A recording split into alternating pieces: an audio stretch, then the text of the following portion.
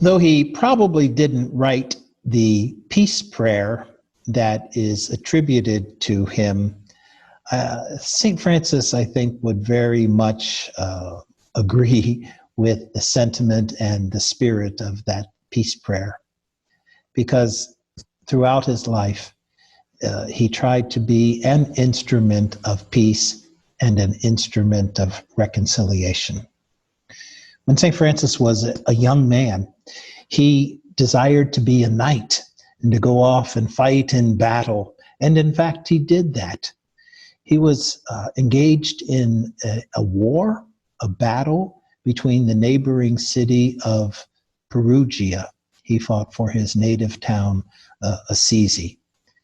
We don't know for sure, but it's possible, perhaps even likely, that Francis may have killed others, wounded others, maimed others in that battle. Assisi lost that particular battle, and Francis ended up as a prisoner of war in Perugia for about a year or so, and he probably became quite ill during that time as well.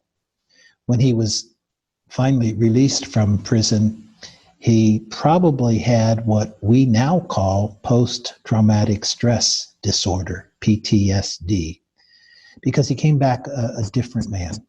He was changed by the experience of war and battle and being in prison and sickness. And he knew that there had to be something better. There had to be something more than being an instrument of war. And he knew that he had to be and become an instrument of peace. And so he went for a period of time during his illness and conversion to the caves around Assisi, where he would enter into deep prayer. And it was there that God touched his heart and changed his heart. Instead of being somebody who wanted fame and glory as a knight, he became someone who wanted to be an instrument of peace and reconciliation. And he would do that by being a brother to everyone and to everything that he encountered. There are some wonderful stories where we see this dynamic in the life of Francis.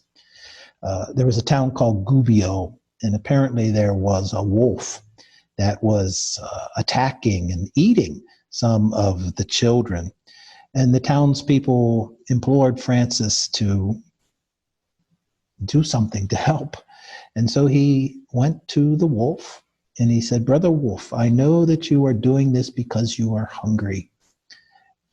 I will make an agreement on behalf of the people that if they feed you every day, you will stop eating their children." And the wolf agreed. Francis, in that situation, became an instrument of reconciliation and harmony. There was another time where the bishop and the mayor of Assisi were at odds with each other. Francis called them together and he sang his Canticle of the Creatures, but he added another verse, a special verse. He said, "Praise be you, my Lord, for those who grant pardon for love of you." And the mayor and the bishop were so moved that they reconciled with each other. And Francis was the instrument of that reconciliation. Francis lived during the time of the Crusades. The church was fighting the Muslims, trying to regain the Holy Land, and it was a bloody mess. And very often, even like today, the factions demonized each other. But Francis had another insight. He said there has to be a better way.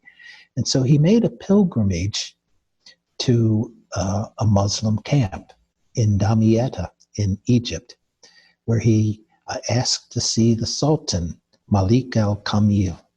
And he was allowed access, and he apparently stayed there for a few weeks. And he entered into dialogue and conversation with the Sultan. And apparently they came to esteem and respect each other. In the end, Francis was given some gifts and safe passage back home.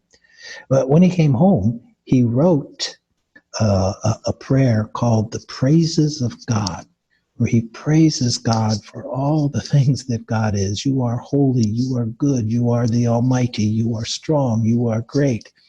And some commentators have seen that as kind of inspired by the Islamic prayer of the 99 names of God. Francis also came home and he wrote a letter to all the rulers. And he called for bells to be rung to call people to prayer, just like we ring Angelus bells today. And some people see that as inspired, again, by the Islamic call to prayer. So Francis had this spirit of respect and reconciliation. Instead of being an instrument of war, he wanted to be an instrument of peace. Our lives are not always easy. Sometimes they can be incredibly messy too. Sometimes we hurt one another. We do and say things that we regret. And we know that we are in need of reconciliation. And it's sometimes hard to take the initiative to be an instrument of peace. But Francis can inspire us. So gracious God, I thank you for the example and the inspiration of Francis of Assisi. And I pray that in my little piece of the world, I can be an instrument of your peace, that I can build bridges, that I can, with your help and your grace, help to reconcile. Lord, make me an instrument of your peace. Amen.